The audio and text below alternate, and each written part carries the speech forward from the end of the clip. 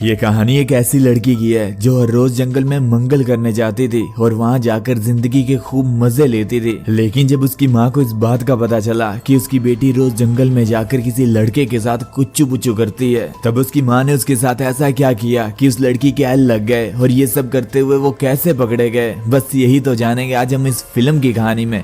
तो चलिए फिर शुरू करते हैं। ये कहानी एक सिया नाम की लड़की से शुरू होती है जो कि अभी अभी जवान हुई है। जवानी की दहलीज में अभी अभी कदम रखने के कारण उसके शरीर में काफी बदलाव आते हैं जिनके बारे में अभी वो कुछ भी नहीं जानती। उसे ये भी नहीं पता कि 69 की पोजीशन क्या होती है और हमारे जॉनी भैया इतने फेमस क्यों हैं। मजाक से हटकर कहानी पर आते हैं। सिया अपनी माँ के साथ अकेली रहती है और सिया खूबसूरत के साथ साथ बहुत मासूम भी है। सिया हर बार की तरह अपनी गायों को चराने के लिए जंगल में जाती है और वहाँ जाकर अपने कुत्ते के साथ खेलने लग जाती है और उसके बाद फिर झील में नहाने चली जाती है। सिया को नहाते हुए ऐसा लगता है कि जैसे कोई उसे देख रहा है, पर आसपास कोई भी ना होने के कारण सिया को उसका ये वहम लगता है और फिर सिया नहाकर बाहर निकल के खुले आसमान के नीचे लेट जाती है। लेटे हुए सिया को अपने ऊपर एक परछाई महसूस होती है। उसके बाद सिया अपने घर आ जाती है। सिया अपने शरीर में होते हुए बदलावों से काफी परेशान होती है। सिया से इस बारे में उसकी माँ भी पूछती है लेकिन वो शर्म के मारे कुछ बता नहीं पाती। सिया अगले दिन फिर से उसी जंगल में अपनी गायों को लेकर जाती है और वहाँ जाकर एक जगह बैठ जाती है और बैठने के बाद फूलों से अपने चेहरे को सहलाने लगती है। उसके बाद सिया को काफी दूर खड़ा एक आदमी दिखाई देता है, जिसके बाद सिया उसके पास चली जाती है और उस आदमी से बातें करने लगती है, जिसके कारण सिया की उस आदमी से काफी अच्छी दोस्ती हो जाती है। वो आदमी एक तस्वीर बना रहा होता है जो कि सिया की होती है। उस तस्वीर में हैरान कर देने वाली एक बात होती है, उस तस्वीर में सिया के शरीर पर एक भी वस्त्र नहीं होता।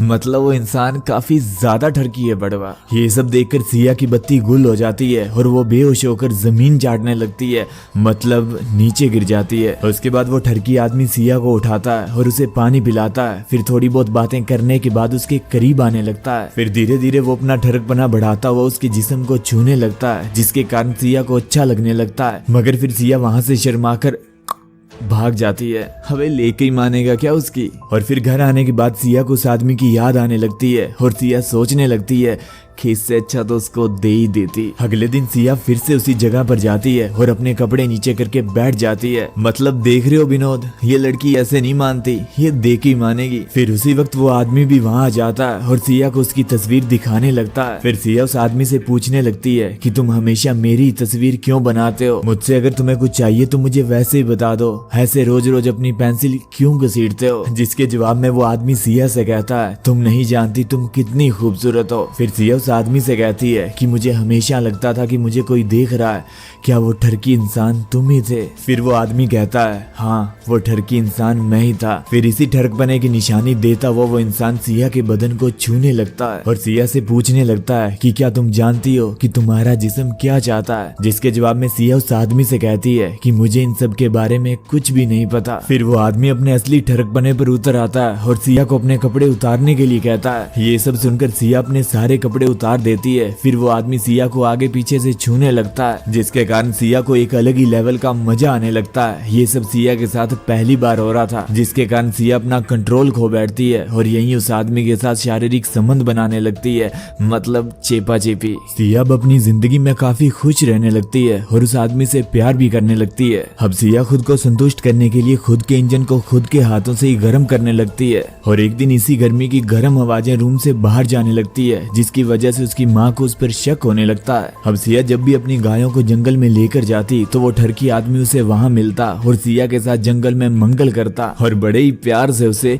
चेप देता। अब ये दोनों एक दूसरे से प्यार करने लगते हैं और प्यार के साथ साथ वो आदमी दुनिया के और तौर तरीकों के बारे में भी सिया को सिखाने लगता है, मतलब कि अच्छे से रहना, अच्छे से बोलना, अच्छे से खाना पीना और अच्छे से कुच्चू पुच्चू करना आदि। इसके साथ साथ वो आदमी सिया को नए कपड़े भी देता है जो कि सिया को बहुत पसंद आते हैं, पर क्या फायदा, उसने तो उतार ही देने। एक दिन वो दोनों पेड़ के नीचे बैठे होते हैं, तब वो सिया को एक किताब भी देता है जो कि कुच्चू पुच्चू कहानियों की किताब होती है। और फिर वो आदमी सिया से कहता है कि तुम्हें जब भी कुछ मियाँ दीदी और जॉनी भैया के बारे में जानना हो तो तुम ये किताब पढ़कर जान सकती हो। तब सिया उस आदमी से कहती है कि मुझे किताब पढ़ना नहीं आता। फिर वो आदमी सिया से कहता है अरे अकल की अंधी, इसमें फोटो भी है, है, वो देखकर अपना इंजन गर्म कर लियो। इसके बाद वो दोनों फिर से चेपाचिपी करने लगते हैं, लेकिन इस बार उनके इस ठरकपने को कुछ बच्चे देख लेते हैं, जिसके बाद वो आदमी सिया को उन बच्चों पर ध्यान ना देने के लिए कहता है। इसके बाद सिया उस किताब को लेकर अपने घर आ जाती है और उस किताब को पढ़ने लगती है,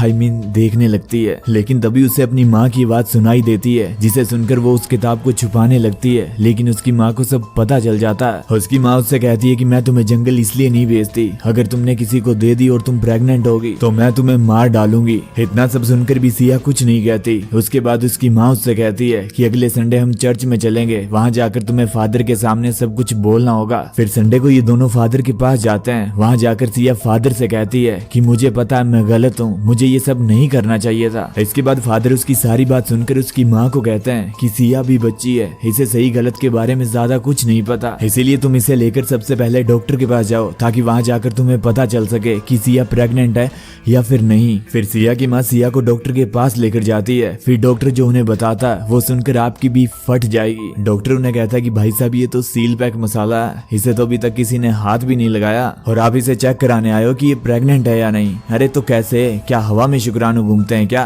पर फिर सवाल आता है कि वो जंगल में क्या करते थे। दरअसल एक बार जब सिया सो रही होती है तब वो आदमी सिया के पास आता है और उसे नींद से जगाता है। नींद से जागने के बाद सिया उस आदमी से कहती है कि तुम मुझे छोड़कर कभी मत जाना, जिसके जवाब में वो आदमी कहता है कि मैं तुम्हें छोड़कर कभी नहीं जाऊंगा। इसके बाद वो आदमी गायब हो जाता है। दरअसल वो आदमी सिया का वहम होता है और जिस्म की भूख के कारण वो उसे दिखाई देता है। इस फिल्म के अंत में कुछ इसी तरह दर्शकों का काटा गया है, जिसमें मैं भी कुछ नहीं कर सकता। मिलते हैं फिर ऐसी किसी नई फिल्म की नई कहानी के साथ, तब तक के लिए अपना ख्याल रखिए और बने रहिए हमारे साथ।